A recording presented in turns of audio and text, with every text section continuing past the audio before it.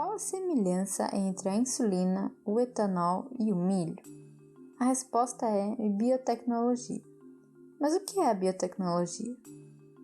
A biotecnologia é uma área interdisciplinar que utiliza organismos, modificados ou ainda partes deles, para produzir ou modificar um produto ou processo.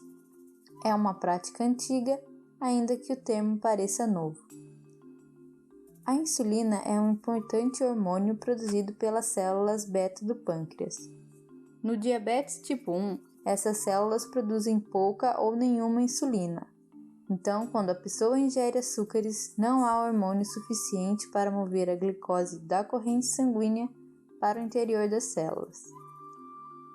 Para produzir a insulina para essas pessoas é utilizada a tecnologia do DNA recombinante. Nessa técnica, uma parte do DNA de uma célula humana é retirada e colocada numa bactéria. Então, a bactéria irá produzir aquela proteína que estava codificada no pedaço de DNA inserido. Assim, teremos a produção da insulina humana por outro organismo. Já a participação da biotecnologia na produção do etanol se dá no uso de um micro-organismo, a levedura, para que ocorra a fermentação do açúcar em etanol. Elas irão converter a glicose que existe na cana-de-açúcar em álcool. Além do álcool para cerveja e outras bebidas, as leveduras também produzem gás carbônico para a fabricação de pães. As bactérias também podem fazer fermentação e produzir manteiga, iogurte, vinagre e outros produtos alimentícios. Mas e o milho? A participação da biotecnologia no cultivo do milho e outras plantas se dá pela modificação desses organismos. Isso pode ser feito pela inserção de genes de proteínas específicas que trarão algum benefício. Esses genes podem vir de plantas muito parecidas com a original ou de outros organismos bem diferentes. O milho BT é um exemplo.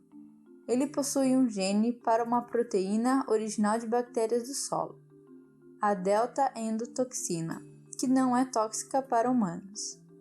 Essa proteína, quando ingerida por insetos que estão se alimentando da planta, é modificada e se torna tóxica, matando as larvas que a ingeriram. Com a inserção desse gene no milho, diminui-se a necessidade de pulverizar a plantação com agrotóxicos.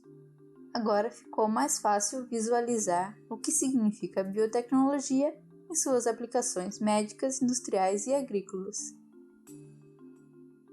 A biotecnologia não é uma ciência nova. A produção de alimentos através da fermentação, como pães e cervejas, é algo muito antigo. Mas o que a gente geralmente imagina ser a biotecnologia é, na verdade, engenharia genética. Nós já falamos bastante sobre a modificação de micro-organismos, produção de novas proteínas, plantas e animais transgênicos, e tudo isso está relacionado com a biotecnologia e, mais especificamente, com a engenharia genética. Mas afinal, o que é a engenharia genética?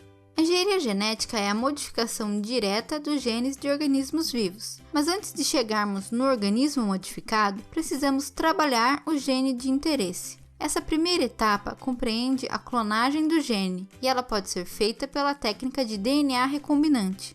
A tecnologia do DNA recombinante marca o início da era moderna da biotecnologia.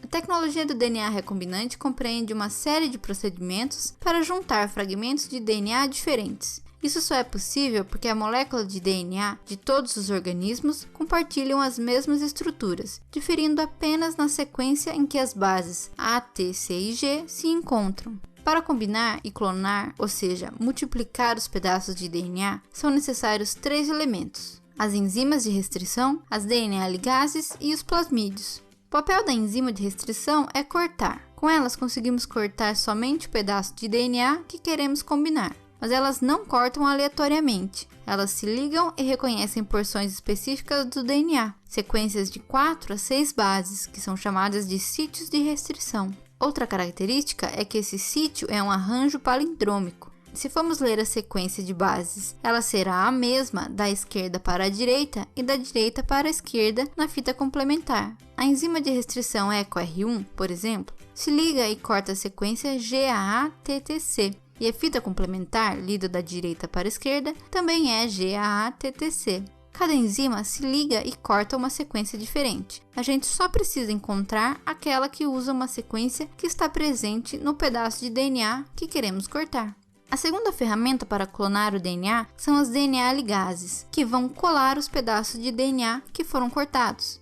Elas são enzimas que normalmente trabalham na replicação do DNA, fazendo exatamente isso, ligando juntos os pedacinhos de DNA. Mas na técnica de DNA recombinante, elas vão colar os pedaços que foram cortados com as enzimas de restrição.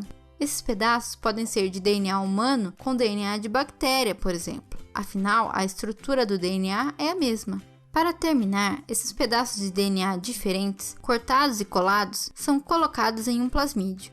Mas o que é um plasmídio? Ele é uma pequena molécula de DNA circular encontrado em bactérias e que consegue se multiplicar sozinho, independente dos cromossomos da célula. Por causa dessa característica, qualquer coisa que estiver fazendo parte desse DNA circular também será multiplicado. Agora já podemos chamar o plasmídio de vetor, já que ele recebeu e está carregando os genes que passarão para outro organismo. Para fazer com que esse plasmídio se multiplique, ele precisa estar dentro de uma bactéria. Conforme as bactérias se multiplicam, o plasmídio também se multiplica. Além do gene que queremos clonar, nós também temos um gene de seleção no plasmídio. O gene de seleção geralmente é um gene que dá resistência a um antibiótico. Assim, quando colocamos as bactérias em um meio com antibiótico, nós teremos apenas o crescimento daquelas que são resistentes a esse antibiótico e, logicamente, estão carregando o plasmídio. Aquelas que não têm o plasmídio vão morrer. Para saber como podemos colocar um plasmídio dentro de uma bactéria, você pode dar uma olhada no vídeo sobre biotecnologia ambiental, em que falamos sobre transformação e eletroporação.